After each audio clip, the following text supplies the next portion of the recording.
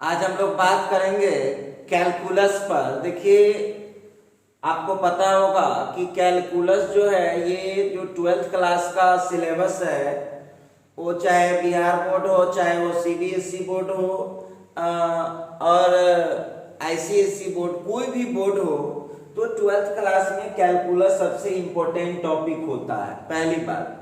दूसरी बात है कि देखिए, ये जो कैलकुलस आप पढ़ने जा रहे हैं वो कैलकुलस काफी लंबा सिलेबस भी है, और आप इसको अच्छे से यदि स्टडी करते हैं तो आप इसमें मैक्सिमम मार्क्स उठा भी सकते हैं। तो सबसे पहले तो जितने भी स्टूडेंट हैं वो इधर उधर घूम रहे हैं, फटाफट फटाफट फटाफट क्लास में जुड़ जाइए और अपने फ्रेंड को शेयर भी कीजिए। दूसरी बात है कि आप लोगों में से सभी स्टूडेंट को कहा गया था कि ऑफिस वाले नंबर पर कांटेक्ट करके एडमिशन और पेमेंट से रिलेटेड जो प्रोसेस है उसको कंप्लीट करा लीजिएगा। 1 से 2 दिन के अंदर ये सभी पढ़ाई चली जाएगी ऐप पर। एक नया ऐप आपको हम फिर से देंगे। तो जो ऐप आ रहा है उस पर आप में से जितने भी स्टूडेंट होंगे जिनका एडमिशन का प्रोसेस नहीं हुआ होगा या जिनका पेमेंट नहीं हुआ होगा, वो बच्चे नहीं पढ़ पाएंगे उस पर। तो आप लोगों से काइंडली एक रिक्वेस्ट है कि यदि आपको पढ़ना है, दूसरी बात है कि ऑफलाइन की उम्मीद आप ना ही करें। बाय द वे ऑफलाइन हो भी जाता है तो आप जानते हैं लिमिटेड सीट के साथ वो परमिशन देगा, तो फिर आपका पेमेंट नहीं रहेगा, तो आप समझ सकते हैं आपको प्रॉब्लम हो जाएगा। तो इसीलिए पेमेंट और एडमिशन से रिलेटेड जो प्रोसेस है वो स्टाफ वाले नंबर 7301835518 पर कॉल करके आप उसको कंप्लीट करा लीजिए, बेहतर रहेगा। क्योंकि बस जो ही दिन 1-2 दिन चल रहा है यूट्यूब पर, ऐप उधर से दिया फाइनल हुआ तो फिर ये सारी पढ़ाई जो है ऐप पर चला जाएगा, फिर आपको प्रॉब्लम हो जाएगा। तो हम आपको बोलेंगे कि ये काम आप जरूर करा लीजिए। आइए अब टॉपिक पर आते हैं। तो जो टॉपिक हम लोग को पढ़ना है वो टॉपिक है कैलकुलस। कैलकुलस का अपना सिलेबस है 40 to 45 मार्क्स, लेकिन एग्जाम में इसे एक्स्ट्रा ही पूछता है। तो अब जो हम यहाँ पर बात करेंगे, ध्यान दीजिएगा। तो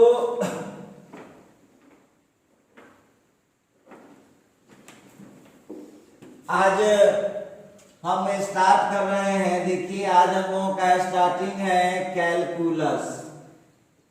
आज हम लोग स्टार्ट कर रहे हैं कैलकुलस, और ये कैलकुलस पर लेक्चर 1 आज होगी हम लोगों का। आज कैलकुलस का लेक्चर 1 है। कैलकुलस का आज है लेक्चर 1। और आप लोगों को हम बता दें कि जब हम क्लास 12th की बात करते हैं तो इसका फर्स्ट चैप्टर होता है। देखिए, इसका जो फर्स्ट चैप्टर है, और इसका फर्स्ट चैप्टर है कंटिन्यूटी। देखिए, ये इसका फर्स्ट चैप्टर है कंटिन्यूटी। तो कंटिन्यूटी को पढ़ने के लिए एक बात आप लोगों को बता दें कि जो हम 12th का या 11th का एक इंट्रोडक्शन वीडियो, एक सिलेबस जारी किए होंगे, तो कैलकुलस का क्या सिलेबस वगैरह है वो पहले से आप उस वीडियो में देख सकते हैं। दूसरी बात कि आप लोग जो यहाँ पर देख रहे हैं कैलकुलस का जो फर्स्ट चैप्टर है क्लास 12th के लिए, वो है कंटिन्यूटी। अब इस कंटिन्यूटी को समझने के लिए सबसे पहली बात एक चीज याद रखिएगा, ये लंबा सिलेबस है और इसको छोड़िएगा मत, क्लास रेगुलर अपडेट रखिएगा, नहीं तो 2-4 क्लास छूट जाने के बाद भी आपको काफी समस्या हो जाएगा। तो हम चलते हैं कैलकुलस के फर्स्ट चैप्टर कंटिन्यूटी पर, और इस कंटिन्यूटी को अच्छा से समझने के लिए हम लोगों को 11th का लिमिट हम लोगों को पढ़ना पड़ेगा। 11th के लिमिट का हम लोगों को रिवीजन करना होगा, क्योंकि 11th का लिमिट यदि नहीं आ रहा है तो 12th की कंटिन्यूटी एंड डिफरेंशिएबिलिटी कभी नहीं पढ़ सकते हैं। तो आप लोग देखे होइएगा हमने अपना जो क्लास पढ़ाया था उसमें 11th के टोटल कैलकुलस के टॉपिक को अच्छे से पढ़ा दिया था। फिर भी बहुत दिन हो गया तो बच्चे लोग भूल गए होंगे, तो हम शॉर्टकट में आपको याद दिला देते हैं। शॉर्टकट में आपको हम याद दिला देते हैं। तो अब हम यहाँ पर स्टार्ट कर रहे हैं। हाँ, तो देखिए आज हम बेसिकली पढ़ाने वाले हैं, आज हम आपको पढ़ाने वाले हैं लिमिट ऑफ क्लास 11। देखिए 12th का टॉपिक है पहला चैप्टर, तो लिमिट ऑफ क्लास 11, और ये हम यहाँ पर करेंगे रिवीजन। देखिए तो आपको यदि डीप स्टडी करना है, डीप स्टडी करना है इस लिमिट का, तो आप लोग क्या करेंगे कि हम जो पढ़ाए होंगे कॉपी, उस कॉपी को आप लोग देख सकते हैं। यहाँ पर हम जो है आपको शॉर्ट रिवीजन करा दे रहे हैं। यहाँ पर हम आपको शॉर्ट रिवीजन करा दे रहे हैं लिमिट का। तो चलिए हम शुरू करते हैं। सबसे पहले तो स्टार लगा करके हम लोगों को यहाँ पर लिमिट समझते हैं, लिमिट क्या है। ठीक है, तो डिफिनीशन तो इसका लिखना ही पड़ेगा। लिखिए let f(x) be the real value function, f(x) be the real value function, and x is equal to c is any point such that let f(x) be the real value function and x is equal to c is any point such that when x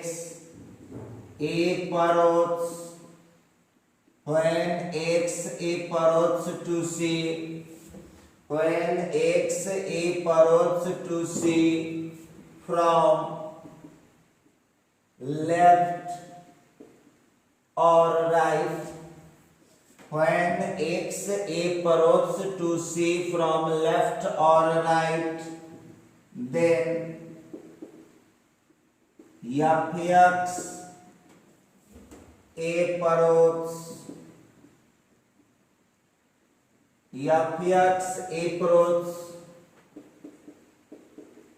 to the definite value, f(x) approaches to the definite value n।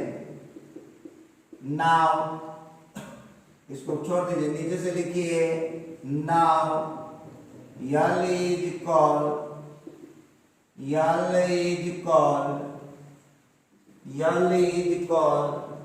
limit of f(x) at point x is equal to c। देखिए उसके नीचे लिखिएगा, it is denoted as, इसको हम लोग ऐसे denote करते हैं, इट इज डिनोटेड बाय। इसको हम लोग डिनोट कैसे करते हैं, ये बहुत बड़ा मामला है।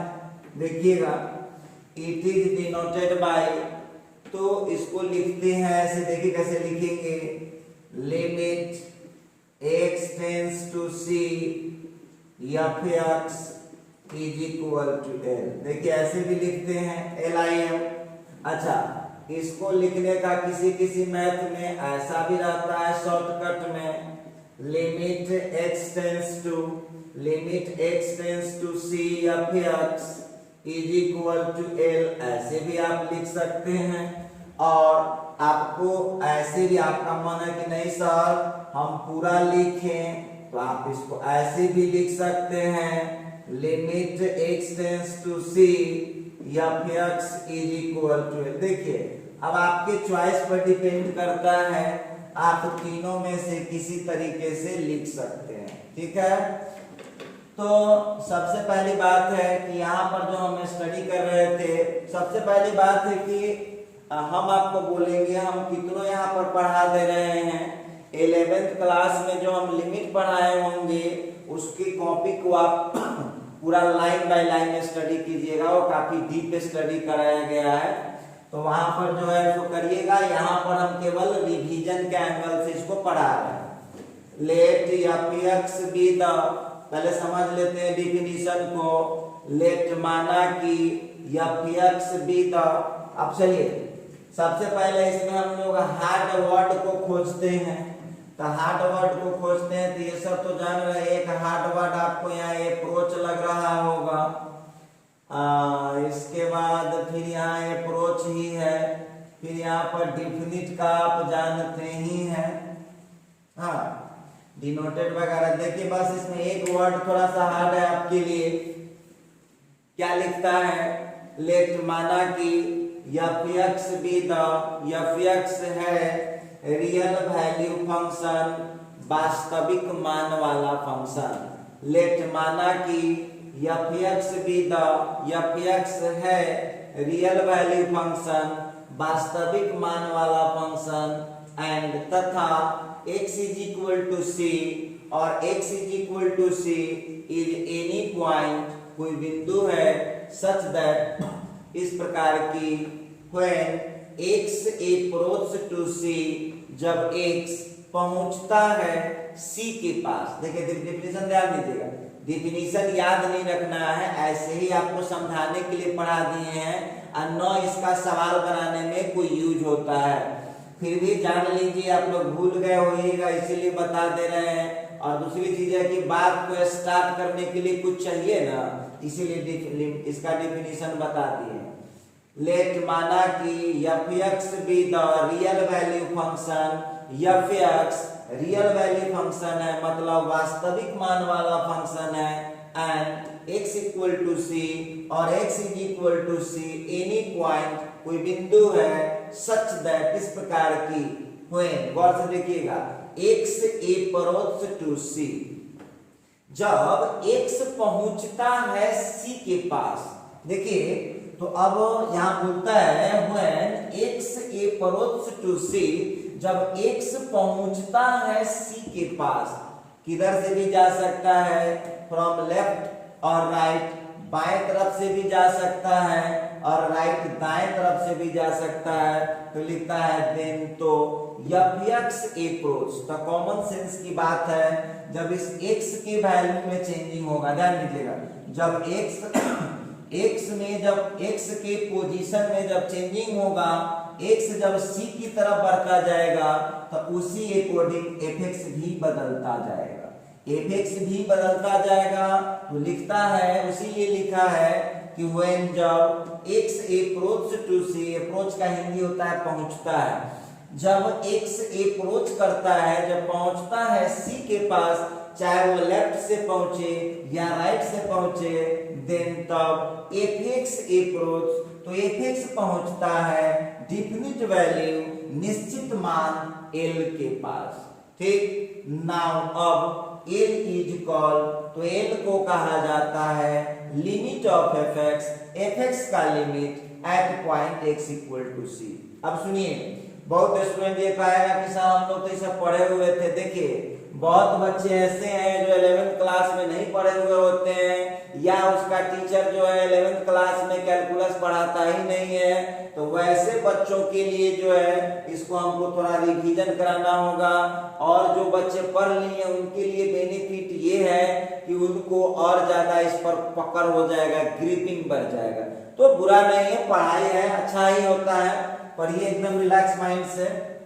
नाउ अब L इज कॉल, L कहलाता है लिमिट ऑफ fx, fx का लिमिट कहलाता है at point x is equal to c। तो अब देखिए यहाँ पर ध्यान दीजिएगा, अब हम एक छोटा सा एक चार्ट बना रहे हैं। देखिए इसी फोटो में सब डिफिनीशन है। अब यहाँ पर जो है ये हो गया कौन साइड, ये राइट हो गया, आप जानते हैं राइट साइड में पॉजिटिव साइन होता है। अच्छा यहाँ c लिख दीजिए, यहाँ x लिखिए। फिर इधर ध्यान दीजिएगा, फिर जो हम लोग देख रहे हैं ये लेफ्ट साइड है, ये नेगेटिव होता है। अब यहाँ पर ध्यान दीजिएगा, x c के पास पहुंच सकता है, लेफ्ट साइड से भी पहुंच सकता है, x c के पास राइट साइड से भी पहुंच सकता है। तो इसी केस में fx जो पहुंच जाता है एक डिफिनिट वैल्यू l के पास पहुंचता है। इतना यदि आपको याद रहेगा ये पिक्चर तो समझ लीजिए कि वो डिफिनीशन आपको ऑलरेडी याद है। x जब c के पास पहुंचता है लेफ्ट से या राइट से तो fx एक डिफिनिट वैल्यू l के पास पहुंच जाता है, तो इस l को कहा जाएगा लिमिट ऑफ fx। l को fx का लिमिट कहते हैं किस पॉइंट पर, x = c पर। क्लियर हो गया होगा। तो डिफिनीशन याद रखना है, इसका समझ के रखना है कि x c के पास, c क्या है पूछेगा ना कोई, c क्या है, तो c एक पॉइंट है लिखा कि, तो आप सीधा सीधा दिमाग में रखिए कि x जब c के पास पहुंचेगा लेफ्ट से या राइट से तो fx एक डिफिनिट वैल्यू l के पास पहुंच जाता है। तो उसी l को बहुत बच्चा कहेगा सर l क्यों माने, तो लिमिट का पहला लेटर l है इसीलिए उसको l माने। तो fx पहुंचता है एक डिफिनिट वैल्यू l के पास। नाउ अब l इज कॉल्ड, l को कहा जाएगा fx का लिमिट पॉइंट x बराबर c पर। इसको हम तीन तरीके से नोट करते हैं। कोई बच्चा कहेगा सर कैसे पढ़ेंगे, तो सुन लीजिए, लिमिट x टेंड्स टू या x अप्रोच टू, तो इसको पढ़िए x tends to c fx, मतलब x जब c के पास पहुंचेगा तो fx कहां पहुंच जाएगा, l के पास पहुंच जाएगा। क्लियर हो गया। अच्छा देखिए यहाँ पर हम लोग बात करेंगे, फिर उसी तरह से इसको तीन तरीका है, सबको उसी तरह पढ़ेंगे। Limit x tends to c fx equal to l या limit x tends to c fx equal to l। क्या पढ़ेंगे, limit x tends to c fx equal to l।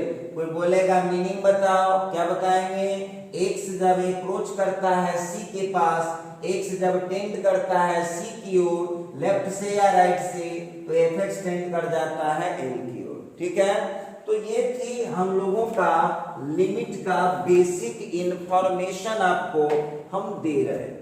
अब देखिए ये लिमिट आप लोगों को कुछ बात बताएगा, लिमिट ये आप लोगों को कुछ बात बताएगा, निश्चित रूप से कुछ बात ये आपको बताने वाला है। तो चलिए अब यहाँ पर जो है हम लोग एक नोट लिखते हैं, नोट लिखते हैं, नोट नंबर ए। ठीक है, तो आप लोगों को याद रखना है limit x tends to c, limit x tends to c means, देखिए याद रखिएगा x not equal to c। सबसे पहली बात तो आप लोगों को ध्यान रखना होगा कि limit x tends to c का मतलब होता है कि x c के करेक्ट इक्वल नहीं होगा, but x is very near, x is very near to c। मतलब क्लियर, समझ लीजिए आप लोग। यहाँ पर जो है x जब c का, यहाँ पर आप समझ लीजिए कि limit x tends to c का मतलब कोई पूछेगा तो याद रखिएगा कि x का वैल्यू c के करेक्ट इक्वल नहीं होगा। देखिए आप समझिए, करेक्ट इक्वल इसलिए नहीं होगा कि करेक्ट इक्वल होगा तो ये कॉन्सेप्ट तो पहले से मैथ में था ही, तो फिर तो लिमिट की जरूरत ही नहीं थी। तो इसीलिए वहां पर आपको ध्यान रखना होगा कि limit x tends to c का मतलब हुआ कि x जो है c के इक्वल नहीं है, लेकिन x c के बहुत नजदीक होता है। तो आइए जरा हम इस पर बात करें, देखते हैं कैसे क्या मामला है। जैसे अब इसको हम लोग एक एग्जाम्पल से क्लियर कर सकते हैं। कैसे, तो आप लोगों से पूछेगा limit x tends to 2 means, limit x tends to 2 का मतलब हो जाएगा x इक्वल टू 1.9, पूछ सकता है 1.99, 1.98, उसी तरह से 1.999, 2.1, 2.01, 2.001, 2.0001। देख लीजिए, ध्यान से देखिए आप लोग इसमें ध्यान से देखिए कि लिमिट में जो क्या किया गया है कि जब x टेंस टू 2 था तो x का वैल्यू 2 आपको नहीं दिख रहा होगा, लेकिन x का वैल्यू 2 के काफी नजदीक पहुंच रहा होगा। आप देख लीजिए, आप लोग दो बातें आप लोगों को दिख रही होगी यहाँ पर कि limit x tends to c, limit x tends to c, limit x tends to c का मतलब हो जाएगा यहाँ पर x c के इक्वल तो नहीं होगा, लेकिन x c के काफी नजदीक जरूर होगा।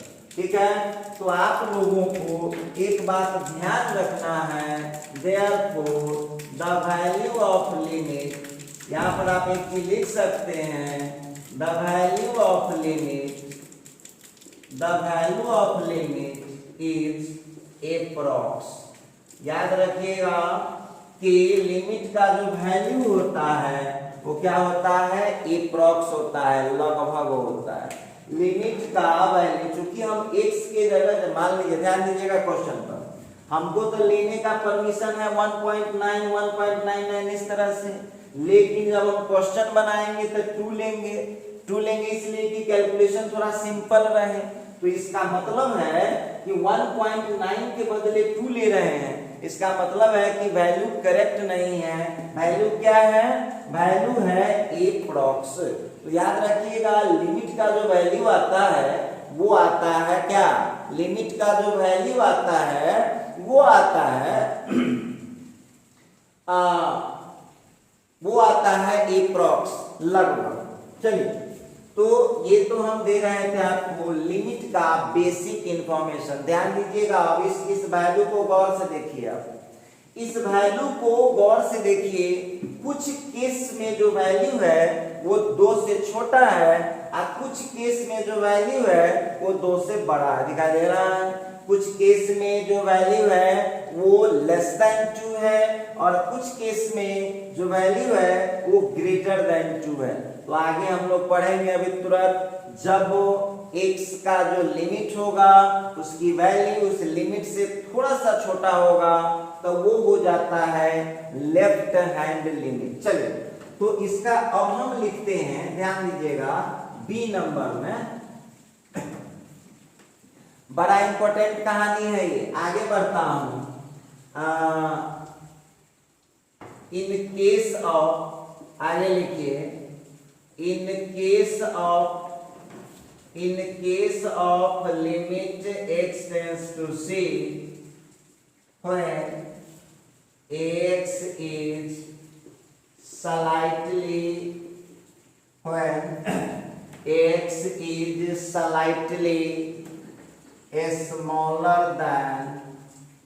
slightly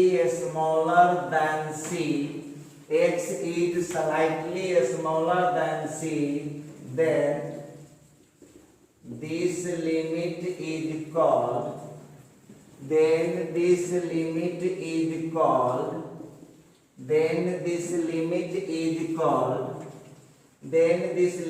is called LHL। इसका फुल फॉर्म लिख दे रहा हूं, लेफ्ट हैंड लिमिट। ठीक है, देखिए, तो यहां लिखता है कि in case of limit x tends to c when x is slightly smaller than c। समझिए, अब बहुत स्टूडेंट कहेगा कि सर इसमें हार्ड वर्ड सब थोड़ा बताइए। तो केस का हिंदी होता है स्थिति, और स्लाइटली का मतलब होता है थोड़ा सा, और स्मॉलर का हिंदी होता है छोटा। लिखता है in case of limit x tends to c, जरा गौर कीजिएगा, limit x tends to c के केस में व्हेन, जब x is slightly smaller than c, जब x का वैल्यू सी से स्लाइटली स्मॉलर, मतलब थोड़ा सा छोटा होगा, देन तब दिस लिमिट इज कॉल्ड, तो ये लिमिट कहलाता है लेफ्ट हैंड लिमिट, LHL कहलाता है। तो याद रखिएगा, in case of limit x tends to c, x tends to c के केस में when जब x is slightly smaller than c, जब x का वैल्यू c से थोड़ा सा छोटा होगा, देन तब दिस लिमिट इज कॉल्ड, तो इस लिमिट को कहा जाता है लेफ्ट हैंड लिमिट। क्लियर हो गया है? चलिए इसको हम डिनोट कैसे करते हैं जरा गौर कीजिएगा। तो इसको डिनोट करने का है, इट इज डिनोटेड एज, देखिए इसका सिंबल क्या है, तो इसका सिंबल आपको बताते हैं, ये है limit x tends to c minus fx। और आप लोगों में से जो फोटो वहां पर दिख रहा है, c को यदि फिक्स पॉइंट मान ले तो लेफ्ट साइड में क्या हो जाएगा, निगेटिव हो जाएगा, और राइट साइड में क्या हो जाएगा, पॉजिटिव हो जाएगा। तो इसीलिए यहाँ पर हमने लगाया इट इज डिनोटेड एज, इसको सूचित करते हैं limit x tends to c minus से, या इसी के बदले एक फॉर्मूला और आता है, इसको हम लोग ऐसे भी लिख सकते हैं, limit h tends to 0 function of c minus h। अब जानते हैं कुछ विद्यार्थी कलाकार है और कुछ विद्यार्थी कानूनची भी होता है, पूरा कानूनची होता है।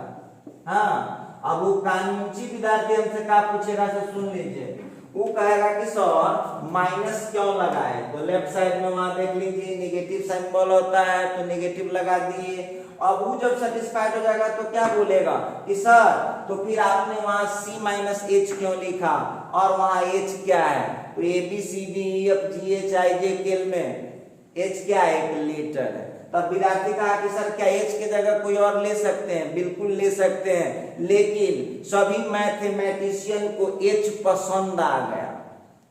तो h जब सबको पसंद आ गया, इसका मतलब है तो आपको उसको बदलने से, h की जगह कुछ भी लिख देने से तो कोई फर्क पड़ने वाला है नहीं, सिंबल से क्या फर्क पड़ेगा, तो इसीलिए आप h ही रहने दीजिए। और चूंकि निगेटिव लेना है, थोड़ा सा माइनस करना है c में से, इसीलिए यहाँ पर हमने c माइनस h दिया। तो आप लोगों को आज के बाद याद रखना है कि जब लेफ्ट हैंड लिमिट होगा, इसका मतलब है कि लेफ्ट हैंड लिमिट की जब हमको जरूरत होगी तो हम यहाँ क्या यूज करेंगे, limit x tends to c minus fx, limit x tends to c minus fx, और फिर इसके लिए limit h tends to 0 function of c minus. अब देख लीजिए यहाँ पर,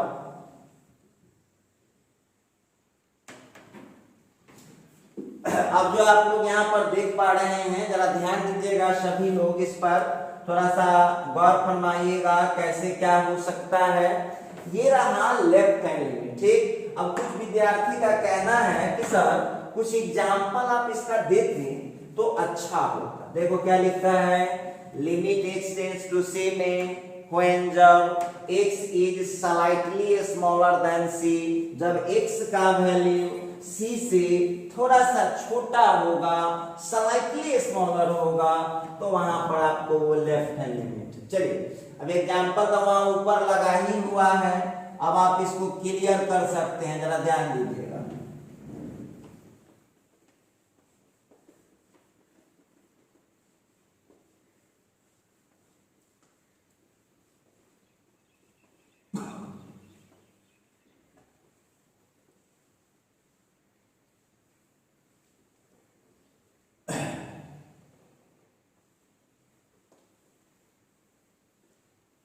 आइए, तो यहां पर जो हम बात कर रहे थे,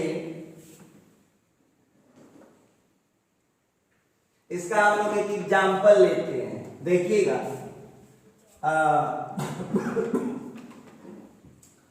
एग्जाम्पल लेते हैं, जैसे अब आपको लिख देगा limit x tends to 2 minus fx।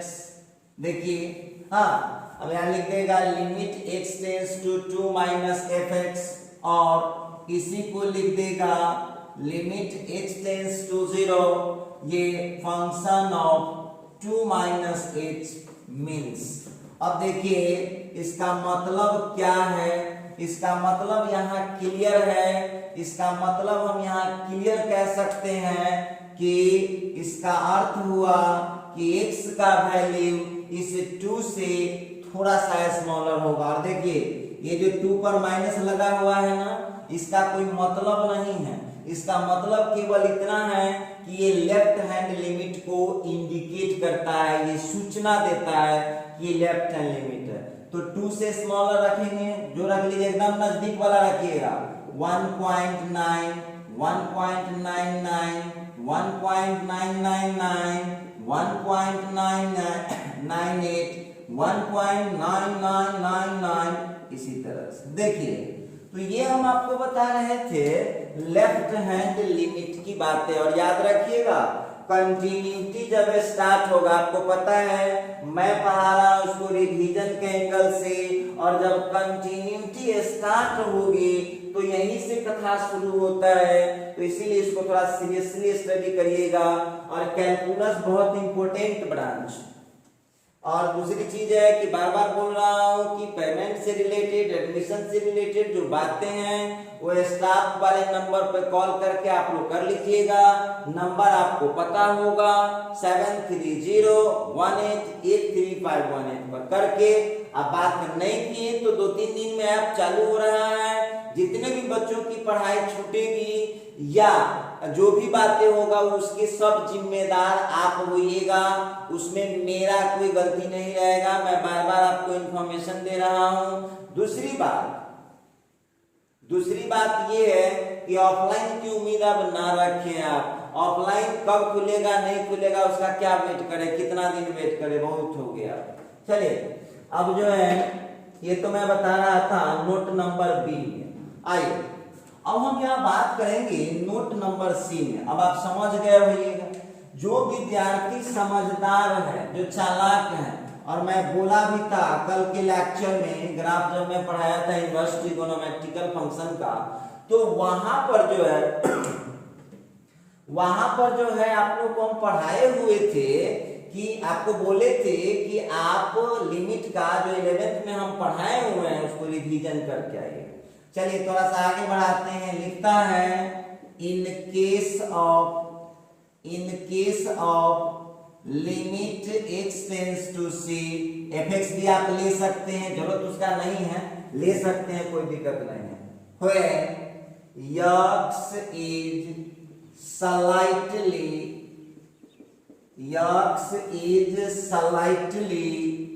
greater than c,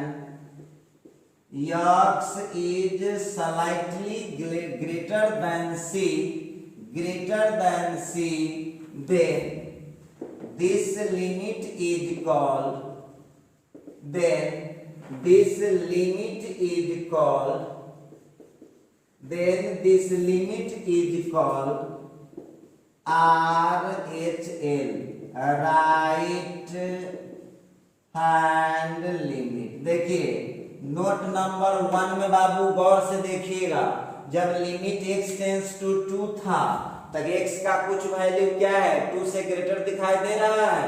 तो चलिए अब यहाँ पर भी थोड़ा हम लोग बात कर ले। हार्ड मीनिंग कौन है, तो एक स्लाइटली है और दूसरा ग्रेटर है, केस का तो समझ ही रहे।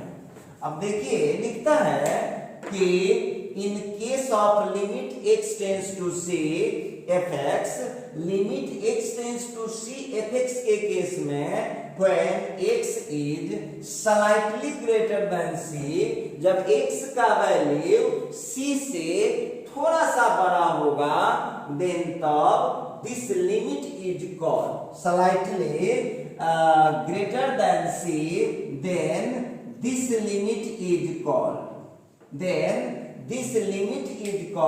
तो इस लिमिट को हम कहते हैं राइट हैंड लिमिट। बड़ी काम का चीज पढ़ा रहा हूं, बहुत जरूरी है 12th के कैलकुलस को समझने के लिए, ठीक है। कंटिन्यूटी डिफरेंशिएबिलिटी में ये लगने करेगा, बहुत जरूरी है। अब यहां लिखेंगे इट इज डिनोटेड एज इसको हम लोग सूचित करते हैं। कैसे सूचित करते हैं? तो इसको सूचित करते हैं limit x tends to c। देखिए जो फोटो बनाया है उस फोटो में देख लीजिए, यहाँ पर x का जो वैल्यू होगा, सॉरी राइट वाला जो है, तो राइट साइड में कोसाइन साइन क्या होता है? पॉजिटिव होता है। इट इज डिनोटेड एज, इसको सूचित करते हैं limit x tends to c plus, ये देखिए इसको ऐसे भी लिखते हैं या इसको हम ऐसे भी लिखते हैं।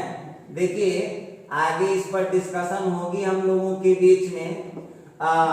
Limit x tends to c fx कैसे निकलता है, क्या निकलता है, ये तमाम बातों पर बातचीत होगी जब 12th की कंटिन्यूटी स्टार्ट होगा। तो अभी मैं जानकारी दे रहा हूं कि लिमिट ऐसे ऐसे होता है। इट इज डिनोटेड एज, इसको हम सूचित करते हैं limit x tends to c positive fx या limit x tends to 0 function of c plus f। इसका मतलब हम कह सकते हैं कि राइट हैंड लिमिट का फॉर्मूला भविष्य में यदि हमको यूज करना होगा तो हम इसको इस तरह से यूज कर पाएंगे, इस तरह से हम यूज कर पाएंगे।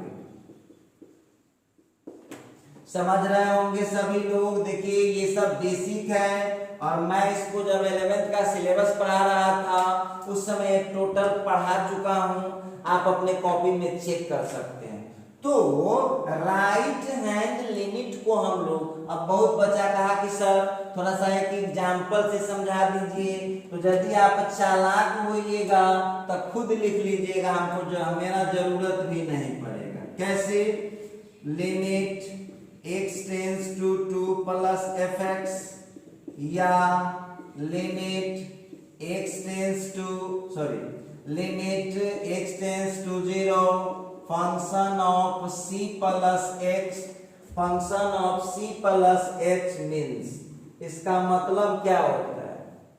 Limit x tends to 2 plus fx या limit x tends to 0 function of c plus h का मतलब क्या होता है? तो देख लीजिए वहां एग्जांपल में लगा हुआ है कि x का वैल्यू 2 से स्लाइटली ग्रेटर होगा, मतलब 2.1, 2.11, 2.01, 2.001, 2.0001, 2.00001, इसी तरह से। देखिए ऐसा नहीं है कि बहुत का डिफरेंस मत कर दीजिएगा, बस एकदम स्लाइटली ग्रेटर होना चाहिए। तो ये मैं बता रहा था। तो अब हम लोग इस नतीजे पर पहुंच गए हैं कि लिमिट को जो है 2 ब्रांच में बांट दिया जाता है। तो अब आप इसको 2 ब्रांच में बांट सकते हैं। तो चलिए फिर से एक नोट लिख लीजिए आप उसमें।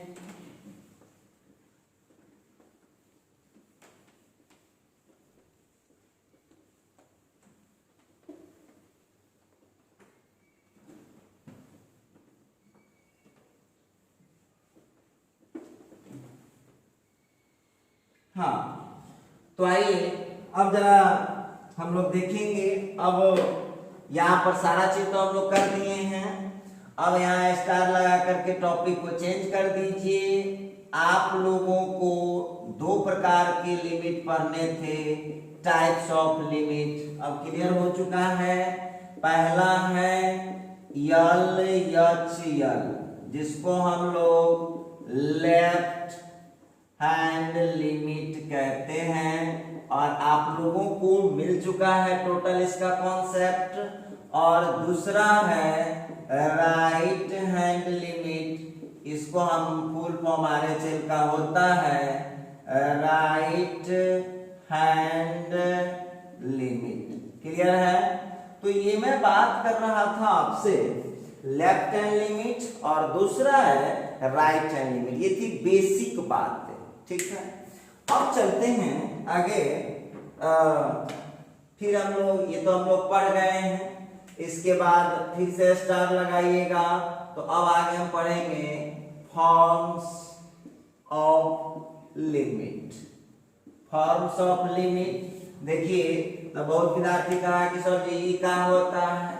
देखिए द फॉर्म्स, फॉर्म्स का हिंदी होता है रूप, रूप FORMS, फॉर्म्स, फॉर्म्स का मतलब लिमिट के रूप। तो देखिएगा, तो इसके हम लोगों को दो रूप पढ़ना है। कौन सा दो रूप पढ़ना है, जरा गौर कीजिएगा। दो रूप हम लोगों को क्या पढ़ना होगा, इसमें दो रूप हम लोगों को क्या पढ़ना होगा। तो सबसे पहला है limit of determine form, limit of determine form, और दूसरा है limit of इनडिटरमाइन form, limit of इनडिटरमाइन form. देखिए, तो आप लोगों को एक ही ध्यान रखना होगा कि लिमिट जो है वो दो रूप में हम लोगों को पढ़ना पड़ता है। एक पढ़ना पड़ता है डिटरमाइन फॉर्म का लिमिट, और दूसरा पढ़ना पड़ता है इनडिटरमाइन फॉर्म का लिमिट। तो ये इस पर जो है आप लोग फिलहाल इसको स्टडी करिए, इसको आप लोग अपने घर पर फिलहाल स्टडी करिएगा। और इस पर अब हम जो डिस्कस करेंगे वो अगले क्लास में डिस्कस करेंगे। आज की क्लास में बस इतना ही। बस लास्टली मैं आपको ये भी बोल के जा रहा हूँ कि सभी स्टूडेंट अपना एडमिशन और पेमेंट से रिलेटेड प्रोसेस जल्द से जल्द 1-2 दिन में करा लीजिएगा। ऐप चालू हो जाएगा तो फिर आपकी पढ़ाई डिस्टर्ब हो जाएगी। तो आप लोग इस प्रोसेस को जरूरी नहीं, अत्यंत जरूरी समझें और इस काम को कर लीजिएगा। तो ठीक है, मिलते हैं अगले लेक्चर में। तब तक के लिए आप लोग अपनी जो 11th का मैंने पढ़ाया था सिलेबस, उससे आप लोग देख करके आइएगा कि डिटरमिन फॉर्म का लिमिट क्या होता है और इनडिटरमाइन फॉर्म का लिमिट क्या होता है। ठीक है।